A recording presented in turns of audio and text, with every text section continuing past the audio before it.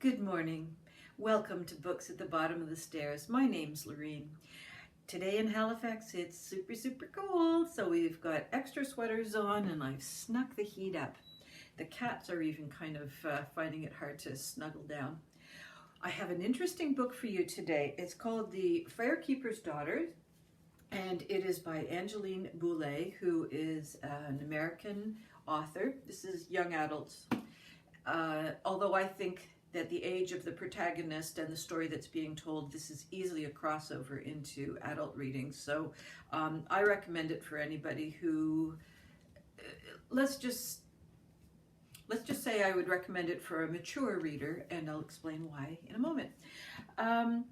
So Angeline Boulet, American, First Nations. She's from the Chippewa tribe up at Sault Ste. Marie, and she is writing about her Ojibwe community in Michigan's Upper Peninsula.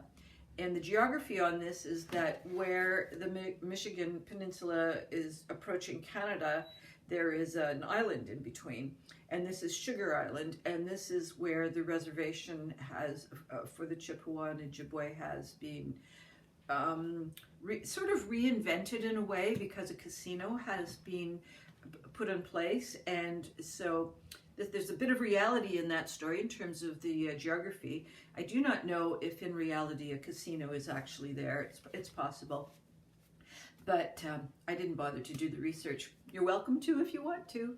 So in the story, we've got this setting where the border is somewhat important into the mystery, and certainly it's important in terms of the wealth and well-being of the tribe, because the casino is a huge money draw for the geography around this.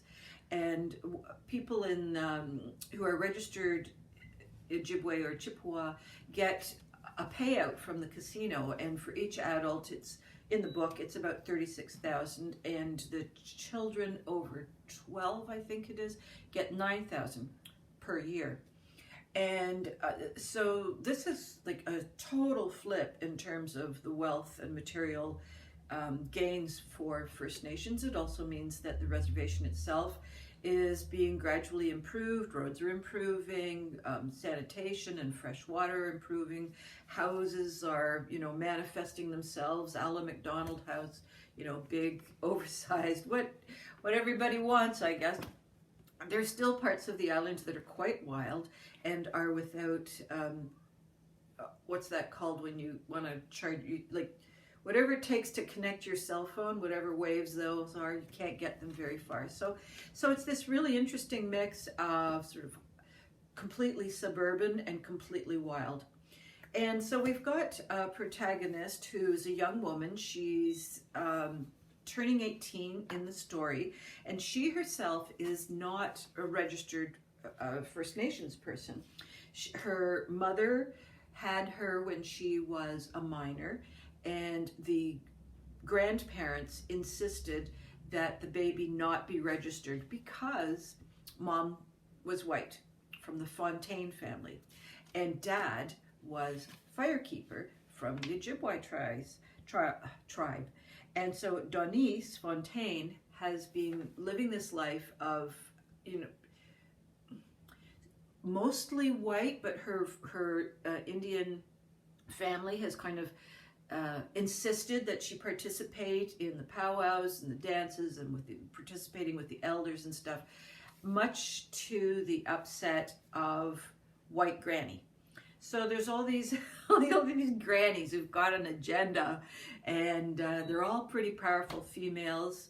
Then there's pretty powerful aunties, some of them who are biological aunties and some who are community aunties. Like, everybody's got an agenda.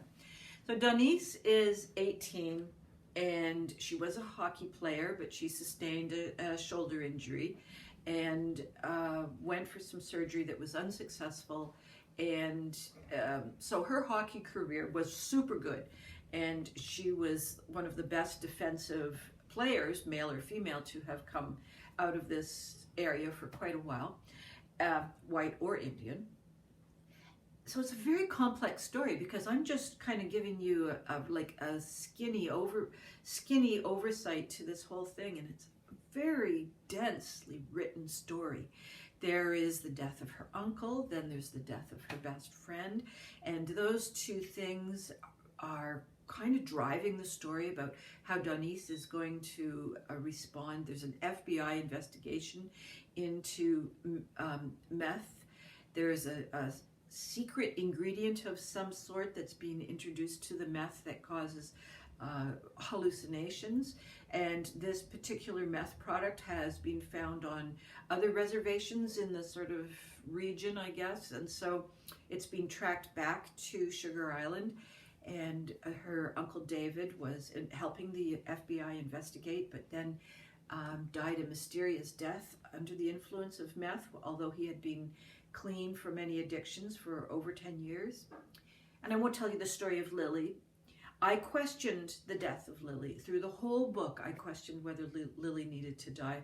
She was one of those, okay, so I had so many problems with this book, and by page 260, it was like I was ready to toss it. I was just getting so annoyed. But it was the book club choice for the Woozles group. So, you know, don't abandon ship, I thought. Just keep on going. Someone many, many moons ago said, you have to read these books as if you're 16. And I thought, yeah, that's right. That's why I liked them in the first place. It takes me back to where I don't have to be an adult. But this book really demands that you are reading with a mature, well, it's not an escape book. Like you have to pay attention to this book.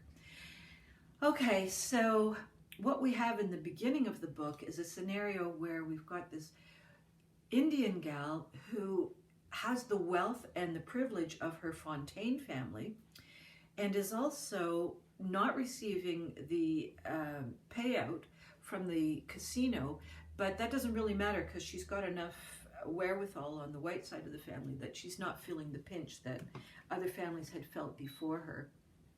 She's also not on the reservation, so she's not experiencing a lot of the racism, intertribal problems in terms of who's your daddy, who's your mommy, those kinds of things. It's just she's kind of floating above all of this, and the main problem that she's encountered is being a female hockey player in a community that doesn't want female hockey players. And so there's the hockey world that we're encountering, and the FBI are making a supposition that somehow in either the high school that she used to attend or the hockey team that she used to play for, there's this meth ring happening. And with the death of her Uncle David, she's being recruited by the FBI. So, okay, the concern I had was it seemed like a young First Nations person who was floating above all the trouble. She wasn't really having poverty issues. She wasn't having racism issues to speak of. She was a successful athlete. And then the FBI come in and ask her to step into her Uncle David's shoes, and she becomes like this superhero FBI agent, and she's just kind of trancing around solving this and solving that, although she isn't actually solving them because she's so far out of the loop as far as the information that her Uncle David has that she's operating blind. So she's blundering, and somewhere in the world she knows that Uncle David must have left a journal behind. So part of her experience as this secret FBI person is to find the journal because Uncle David must have left some information behind that would help her. Along the way, we're meeting tribal wisdoms and First Nations wisdoms and teachings and experiences. And initially it just seemed like there was this checklist of what you need to write in order to authentically discuss what a First Nations teen would be experiencing. But also this First Nations teen is not really deeply experiencing them. She's just, as I say, on the surface of a lot of things. But as you get into the story and you get to know who the characters are and you get to understand how the role of Uncle David's death and Lily's death is much deeper in the structure of the plot, and how these deaths allow Denise to both see the grieving process from the white family side and from the Native Indian side.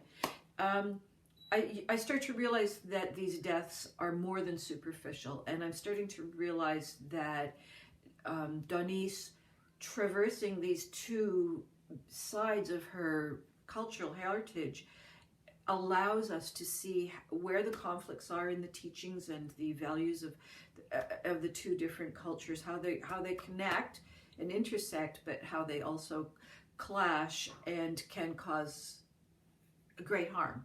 So somehow in the middle of this book, around page 260, I think it was, I just all of a sudden flipped over into, I'm starting to get this. I'm starting to understand. I'm starting to appreciate the teachings that are being reiterated and how they influence Donice's choices. And she's not entirely a scatterbrained.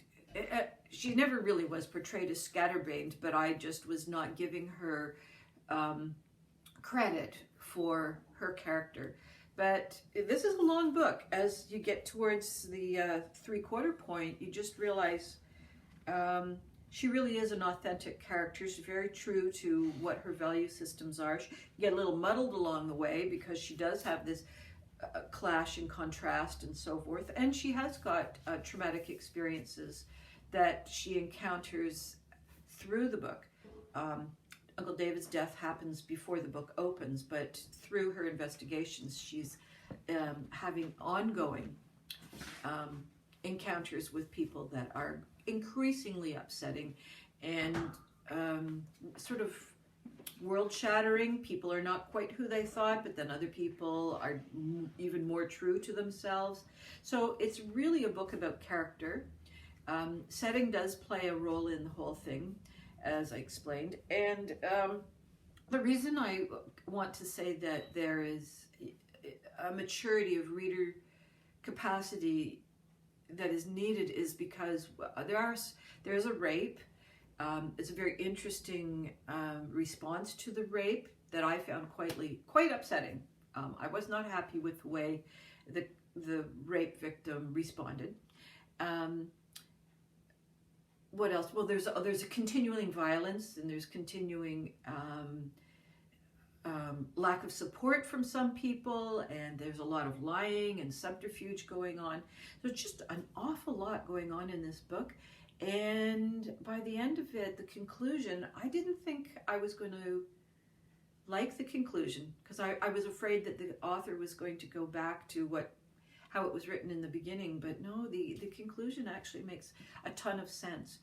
Now, I would say that because my book club talked about this for a good hour, we meet by Zoom, and so Zoom, it's like everybody wants to leave Zoom.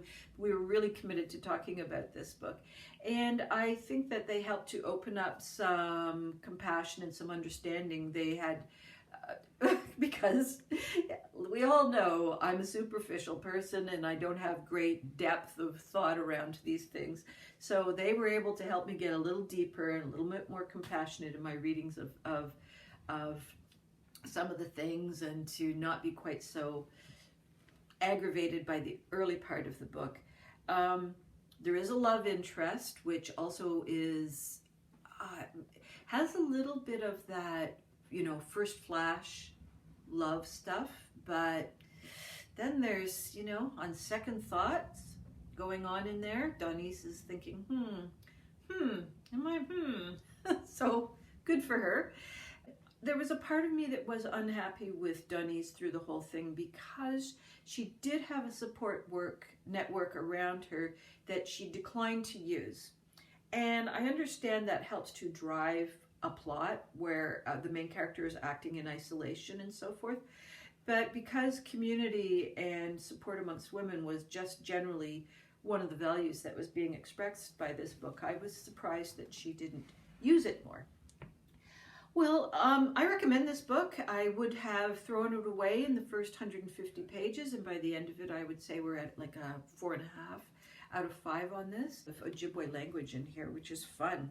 And there's sort of a translation or a pseudo translation a little further on, but as the book goes on, you become a little more though you can keep the phrases going in your own head. So read it. Oh, no, it says here it's her debut novel. Okay. There's so much I haven't told you about this book. It's really worth it to dive in and see what I've missed and see if you agree with me, whether it's as powerful as I'm suggesting. So that's it for me. I hope all your reading dreams and adventures continue to come true. And what else? Let's see, what else? It's February. I hope the grass starts to show in your neighborhoods. Take care. Bye-bye.